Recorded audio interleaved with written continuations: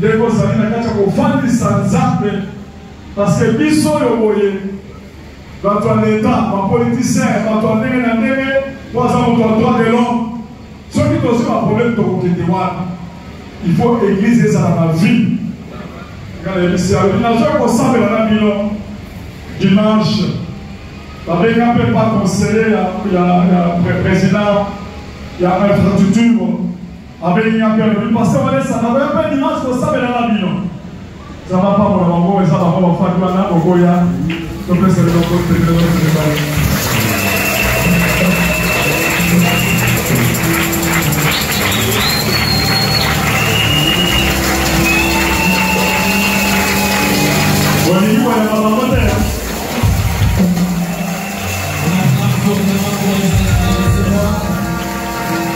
Nous les recevons avec joie.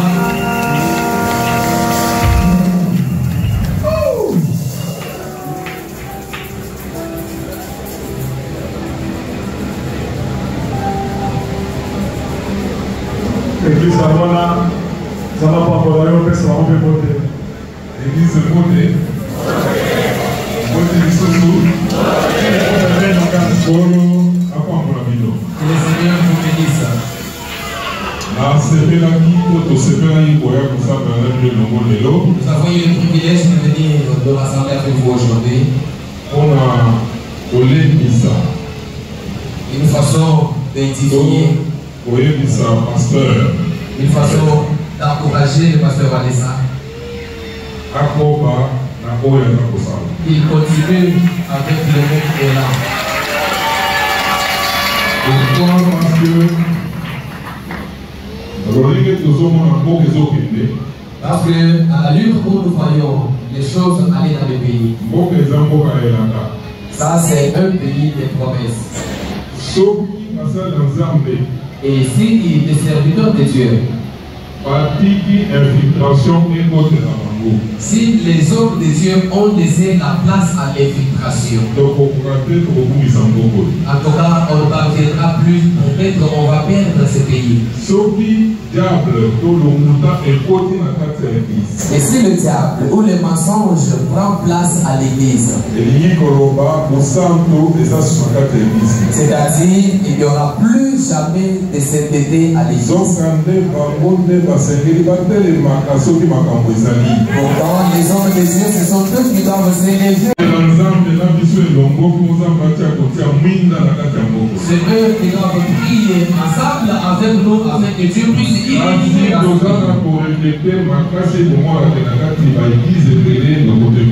mais nous sommes en train de répéter parce qu'il y a beaucoup de mensonges dans beaucoup d'églises. Ils ne respectent plus Dieu. Ils commencent à faire ce que nous pouvons aussi faire. Il n'y a plus de différence. C'est pourquoi, vu ce que j'ai vu ici, arriver à chasser un pasteur qui a commis les péchés.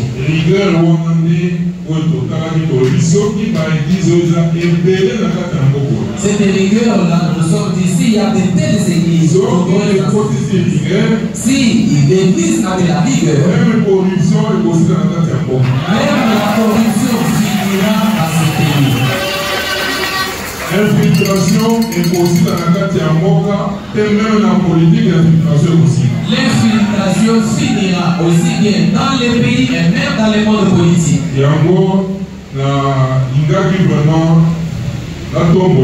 C'est pour ça que j'avais voulu l'honorer. En tant que coordonnateur général de la société civile. En tant que coordonnateur général de la société civile. En tant que défenseur des droits humains. En tant que défenseur des droits humains. Parce que le premier défenseur des droits humains c'était Jésus-Christ lui-même. Parce que c'est Jésus-Christ lui-même qui est le premier défenseur des droits humains. Natondi pe esengo makasi komona ndenge chancellerie des ordres nationaux esali kotombola ye. J'ai aussi le projet de la chancellerie des ordres nationaux qu'il a décoré. Ce n'est pas pour rien. Ils ont pas dit. Namona pe tokutana na babisika mususu oyo aya kosambela mpona mboka. J'avais vu, nous nous sommes rencontrés à des certains endroits où il est venu prier. Et si nos ennemis n'ont pas pu faire quelque chose sur ce sujet, c'est parce que le chef de l'État avait dédié ce pays entre les mains de Dieu. C'est vrai, il y a des vrais pasteurs de Dieu. Les hommes de Dieu que le chef d'État peut inviter. Les vrais serviteurs de Dieu que le chef d'État peut demander de prier pour la nation et il prie certainement. Je prendrai par vous. Encore une fois, félicitations. Félicitations pour une fois.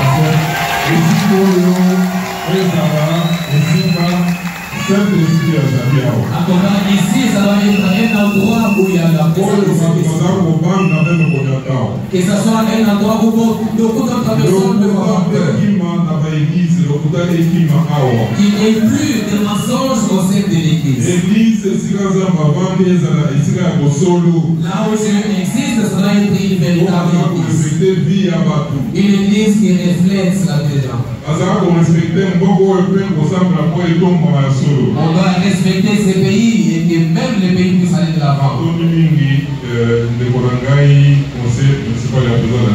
Je dis sincèrement merci à mon frère, le conseiller spécial, le chef de l'État.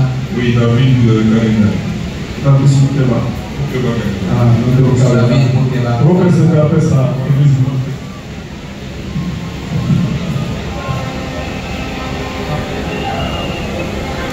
Après 5 ans dans l'église Moukeba. Je salue l'église. La parole exemple de on a je bénis Dieu pour son serviteur, Papa Walesa. Si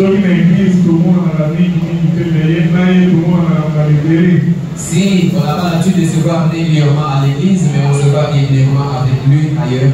Papa Christopher a beaucoup dit ce qui est important.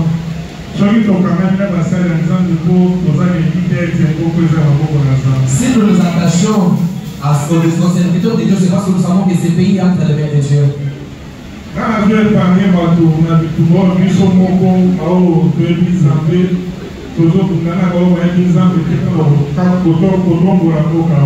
je parle aux personnes concernant les combats que nous sommes en train de mener, nous qui connaissons Dieu et même ceux qui ne connaissent pas Dieu. Quand je regarde dans la Bible, il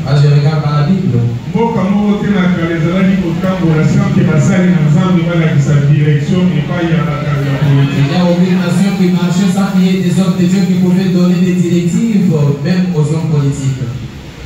Mais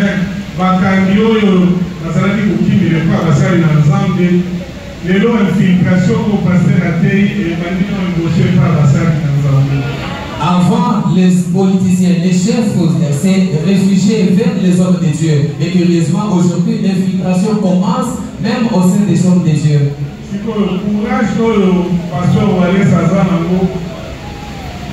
En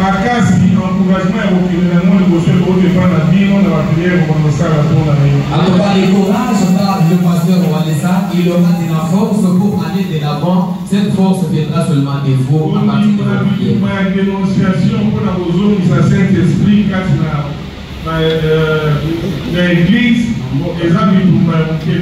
c'était ce combat ici qui consiste à restaurer le Saint-Esprit au sein de l'Église et même au sein du pays. Ce n'est pas chose facile. Parce que les hommes de Dieu se laissent maintenant à la merci des politiciens.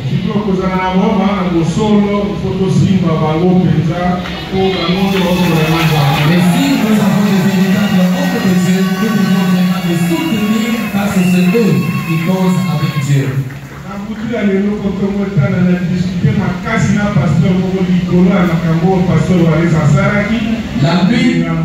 La nuit d'aujourd'hui, j'ai fortement discuté avec quelqu'un d'autre concernant ce que le pasteur Walesa avait fait pour chasser quelqu'un de l'église. Parce que moi, j'ai soutenu la démarche du pasteur Walesa. Mais ce pasteur l'a condamné pour dire non, il a mal agi. Je lui ai dit, je ne connais pas. Je lui ai dit, je ne connais pas bien la Bible plus que vous parce que c'est vous qui êtes serviteur de Dieu. Mais je sais que dans la Bible, on a livré déjà même au diable. Alors, pour le système d'Olivier, on est à l'Assemblée par un continuer le soutien. C'est le système qui consiste à livrer les gens. Que ça continue beaucoup. Ici, je sais que vous êtes des enfants de Dieu. Vous êtes bien entraînés. Vous êtes très bien entraînés. Vous êtes bien enrôlés. Vous êtes très bien enrôlés. Cet homme-là n'était qu'un filtré. C'est pour ça que Dieu l'a démasqué. Je sais que vous faites beaucoup d'efforts pour marcher comme papa. C'est pour ça que Dieu vous bénit. Je n'ai jamais fait ça pour que vous êtes des hommes de Dieu. Droit de l'homme, conseiller chef de l'État, il faut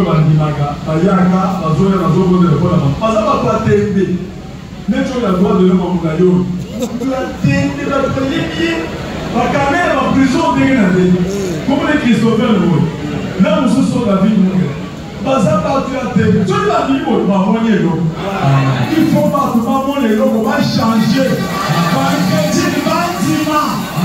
C'est bon moment dans ma moto.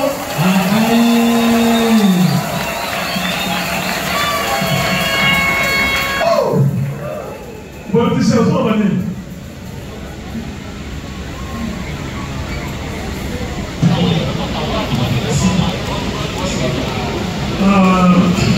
Tiens, combien? Makambo, Tatao, Yoanobi, peut-être que vous avez été, Christopher Boy. Azalaki mutu akokufa mpona kobundela mboka oyo. Ezamo wana nga nayi koloba te. Nayi koloba parce que depuis qu'accompagner le ministre de la défense spirituelle dans le gouvernement est honoré. Oyo esalemi c'est le gouvernement de la République représenté par le chef de l'État. Nazwi par appel ebele na baserviteur mosusu balingi bayeba ebandaki ndenge nini pourquoi kaka ye médaille d'or wana kaka ye moto amérite yango baappel eza ebele. Je suis dans l'obligation de na Congo na bango awa j'ai le numéro de téléphone infiltration kota okomona bango te bazoloba nini azoloba mpona nini kaka ye bana lobi eza gouvernement de la République et reconnaître Moussala Naye Assali dans le domaine ébélé, c'est un médaille de mérite civil, médaille d'or, ce qui va pécher, c'est-à-dire que le gouvernement Assali par enquête, Batali Bongo Inaye, attend pour la Kandérini, il va dans la vie, ça la Sali la Kata. Alors, ce que le gouvernement va honorer et va élever dans les nouvelles amis, nous, on ne peut rien dire. Kasi, pour le mini, est-ce que moyen tes amis, donc, nous, comme moyen, alors, nous, moyen, comment ça s'appelle vraiment médaille, nous, moyen. Il faut dénoncer, j'ai le numéro, la compagnie Sayon, nous, on Congo, et je crois bien que cette infiltration dans ces Zambie, ça doit s'arrêter dans ce pays. Merci beaucoup. Pour faire ça, notre numéro, pour faire ça, ma communauté. Vous en pensez, hein? C'est quoi qu'il y a? Comment vous soufflez ça? Ghana est au cours des Sigamons. Il y a un adage qui dit nul n'est prophète chez soi. Il y a un pasteur rebellé, nous soufflons de Corona Bango. Soki Nantimakaye. Les Londres ont découvert là où force n'a pas. Et ça, c'est ça. Et c'est qu'il a continué à nous servir dans ce sens. À ce que la capacité pour l'emboka, surtout ma cambozo de l'Est, et c'est qu'il a dans un matière de l'eau. Pour qu'on a battu makasi. Infiltré, batelemi makasi, batraître, batelemi makasi, kasi bakolonga biso.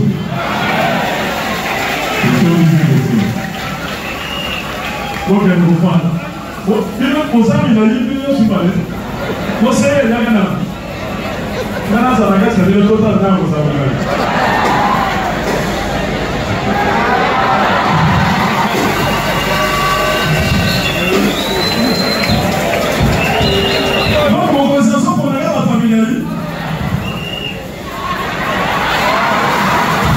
Mobeta maboko.